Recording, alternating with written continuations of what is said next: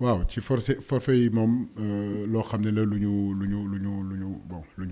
ñu naqari la parce que bu doon suñu sago ñu dem ak Boulaye dem ak Séni mais football moo demee noonu tamit xam naa ni xale yooyu ñoo xam ne du ñu dem ci CAN bi muy Boulaye ak Séni loo xam ne la lu leen métti la mais comme je dis football moo demee noonu te comme nu ma ko waxee rek ci conférence de presse bi de publication de liste bi que Sénégal du dem Coupe d'Afrique bi te demul ak meilleurs joueurs yoo xam ne yàlla may na leen wër donc tey c'est important comme Boulaye amul wër ñu ngi koy ñaanal vraiment yàlla may ko wër ci club bu muy nu mu tudd fu muy dellu noonu ci clubam Séni tamit di leen ñaanal yàlla vraiment ñu dellu si waat encore ci terrain yi donc forcément bu ñu amee ñaari xale yoo xam ne bokkuñu ci groupe bi dinañu leen war a remplacer te suñu choix dafa dem ci ñaari xale yoo xam ne ñoom xam nañu déjà tanière bi muy Bamba Dieng ak Alfred Gomis. defe naa mot na sëkk. Benn question la. Alors, vous avez rassuré le ce public sénégalais bi avec cette victoire. Est-ce que mën nañu xaar nga rassurer également la presse sportive une fois à Yamoussoukro comme surprise bi ñu defaloon ak Tewaat?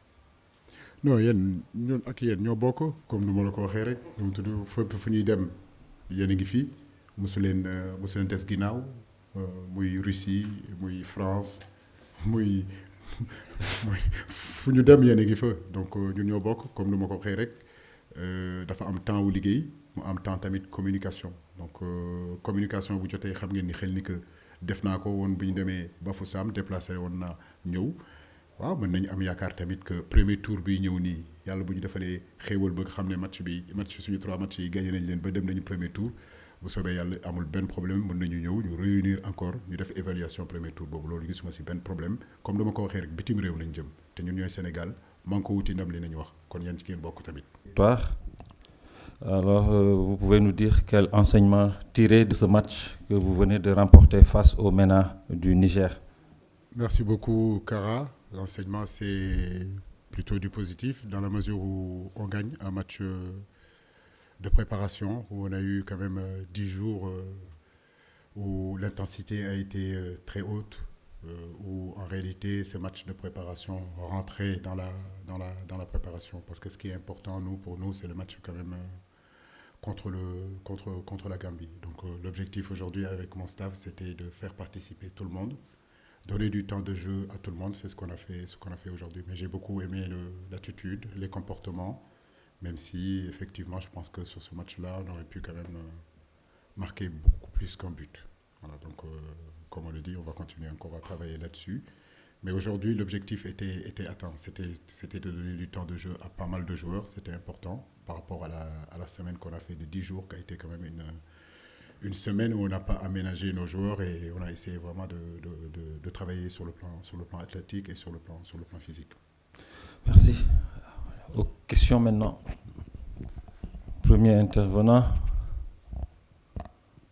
Alors, on dirait que... Oui, comme je le disais il y a une semaine, aujourd'hui, nous ne nous bougeons pas véritablement sur notre 4-3-3, mais effectivement c'est un 4-3-3 qui est modulable. Comme vous le savez, le match contre le Cameroun, Crépin était plus à l'extérieur. Et si vous vous rappelez, c'était Pape Matar qui était un petit peu à côté. Aujourd'hui, c'était Ismaïla qui était à l'intérieur du jeu. Donc aujourd'hui, on a décidé de faire autrement, c'est-à-dire d'amener Crépin à l'intérieur du jeu et de laisser Ismaïla Sarr dans son poste de prédilection où il est capable de percuter, où il est capable d'apporter des centres. Mais en réalité, je veux dire, c'est un système que les garçons comprennent. On est en train d'y travailler depuis le début de la semaine. On a joué ainsi contre l'Algérie.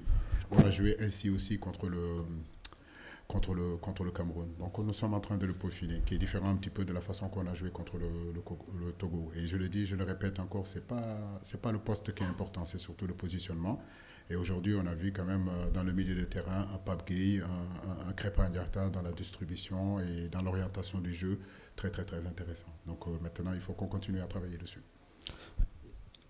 L'ambiance est bonne dans le groupe. On a énormément de confiance. Encore aujourd'hui, les garçons ont montré leur solidarité malgré un match quand même sur le plan physique très difficile. On a montré que dans cette équipe-là, tout le monde a été capable de jouer. Donc j'ai envie de dire que nous Nous avons énormément d'espoir. Nous savons aussi que nous allons à une CAN où les matchs seront disputés. Le Sénégal sera attendu, mais je crois que c'est à nous de garder cette sérénité-là, de préparer nos victoires. Effectivement, beaucoup de gens espèrent qu'on gagne 3 ou 4-0 chaque sortie de l'équipe nationale du Sénégal. Mais comme je vous l'ai dit, la CAN, c'est très compliqué, c'est très difficile. Il nous faudra rester serein, préparer nos victoires. Effectivement, ça peut se décanter rapidement en première période. Je pense qu'aujourd'hui, ça aurait pu se décanter aussi en première période. Mais si ça se décante pas, il faut rester quand même calme, il faut rester posé, il faut continuer à travailler cet adversaire-là pour se dire qu'on peut marquer ce but-là à la 90e, on peut le marquer à la 95e minute, comme on peut le marquer à la première minute, comme ça a été le cas ici contre le Soudan. Mais je crois que les matchs doivent se préparer et nos victoires, nous devons les préparer. Il ne faut pas qu'on confonde vitesse et précipitation. L'infirmerie. L'infirmerie, comme vous le savez, bon, moi je n'ai pas donné encore cette information-là, mais elle est effective. C'est une information qui est vraie. Très triste pour un garçon comme Boulaye, un garçon comme Seni. Je sais qu'ils ont préparé cette CAN. Mais comme je le dis aussi, il est important d'aller dans cette CAN-là avec des garçons qui sont à 100% de leur potentiel. J'espérais qu'avec le staff médical, que Boulaye et Seni reviendraient à leur meilleur niveau. Depuis que j'ai donné la liste jusqu'à présent, ce n'est pas le cas. Et on s'était dit que s'ils ne sont pas à 100%, on les changerait. Et les changements se feront entre Bamba Dieng qui reviendra, il connaît la maison. Il sait où il est. Actuellement, il est bien aussi à Lorient. Je crois qu'il revient de blessure, c'est intéressant. Et puis, Alfred Gomis aussi, un autre garçon aussi qui connaît la maison. Donc, on n'est pas non plus en fait, on est dans la continuité, quoi. Je veux dire, par rapport au groupe qui est là. Et les 55 joueurs, c'est présélectionné. Aujourd'hui, nous sommes en train de puiser ça. Bamba a la chance de venir parce que Boulaye s'est blessé. Et Alfred Gomis remplacera Sénégal. Merci, coach. Bon. Hein?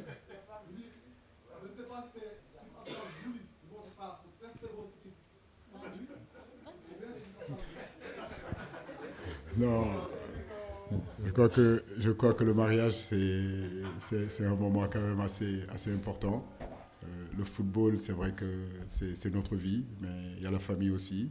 Il y a des moments de bonheur comme ce que Sadio est en train de vivre. Toute l'équipe nationale, tous les gens ont lui reproché ça. Je pense que moi en premier, de lui demander tout le temps quand est-ce que tu vas te marier. Donc, maintenant, il s'est marié. Il a bien travaillé dans la semaine. C'est un garçon en réalité qui a beaucoup joué aussi ces derniers temps.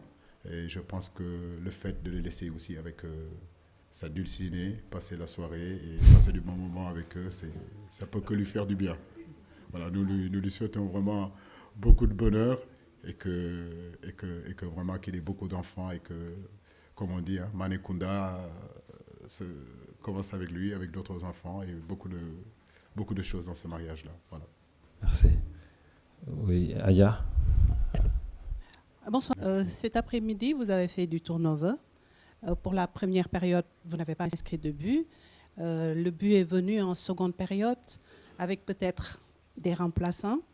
Désormais, est-ce que vous avez des doutes par rapport à votre 11 de départ? Ou plutôt, vous avez des certitudes désormais, surtout par rapport à l'entame du tournoi? Deuxième question, on a vu l'une des équipes favorites, le Maroc, qui est parti beaucoup plus tôt à San Pedro. Vous êtes resté, peut-être vous allez partir demain. Pourquoi vous avez fait le choix, surtout que vous allez cette fois-ci jouer pour votre première rencontre à 14h? Le choix de quel choix? De rester jusqu'au 9. Oui, parce qu'aujourd'hui, il y a énormément d'améliorations dans nos infrastructures aujourd'hui.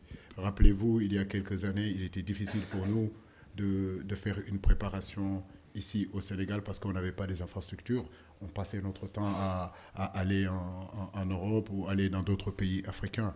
Aujourd'hui, avec ce stade-là, avec le stade annexe, aujourd'hui, les conditions sont réunies pour nous de pouvoir nous préparer ici rester ici et c'est cette option-là que nous avons pris. Et n'oubliez pas qu'on a encore une semaine. Demain, normalement, on devrait voyager. On devrait aller voir le président de la République, Macky Sall, pour qu'il nous remette le drapeau.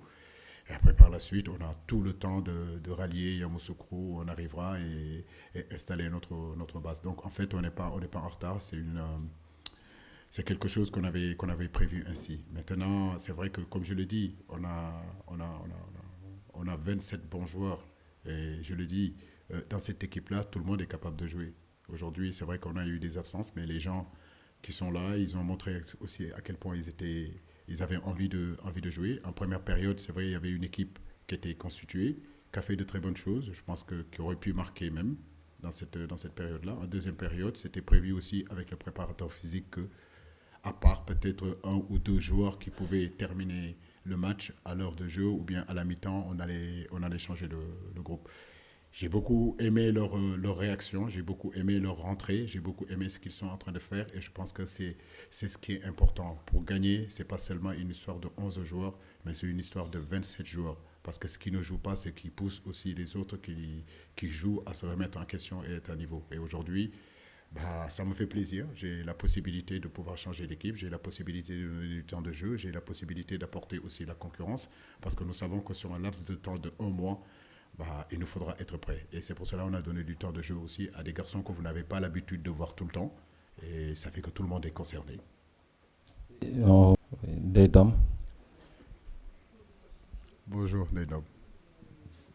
Vous lui donnez le micro. Dessiné. Oui. Le Sénégal va à la reconquête du titre. On sait que le back-to-back est extrêmement difficile. Peu d'équipes l'ont réussi. Une conquête est toujours plus facile qu'une reconquête. Sur le plan mental, qu'est-ce qui est fait pour que cette équipe du Sénégal soit vraiment prête pour aller reconquérir ce titre? Est-ce qu'il y a en plus un préparateur mental ou bien il y a un volet que vous ajoutez à votre préparation psychologique? Écoutez, déjà moi je suis un préparateur mental.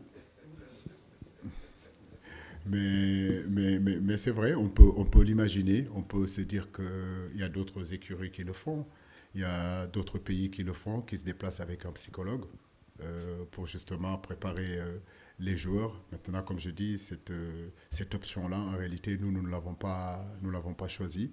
Pourquoi? Parce que nous pensons que, même si ce n'est pas notre travail, la préparation mentale, mais je crois qu'on arrive à trouver les mots qu'il faut pour toucher le cœur de ces garçons-là. C'est ce qu'on a toujours fait en 2017, c'est ce qu'on a fait en 2018, c'est ce qu'on a fait en 2022. Je le dis, quand c'est important, nous savons nous remobiliser. Et c'est des garçons, je n'ai pas besoin d'être derrière eux. Ils savent pourquoi ils sont là. Et ce qu'ils ne me donnent pas, c'est parce qu'ils ne l'ont pas. Mais je pense que mentalement, ils sont quand même assez costauds. Et on a montré encore cet après-midi, malgré un match assez compliqué, on a montré qu'on n'abandonnait pas, on a montré qu'on était capable de nous battre jusqu'à la 94, jusqu'à la 95e minute. Et c'est ça le mental, en fait. Voilà. Donc ça, j'aime bien cette attitude et ce comportement-là. Merci, coach. Balaa ñuy tàggatoo dañ koy tënk tuuti.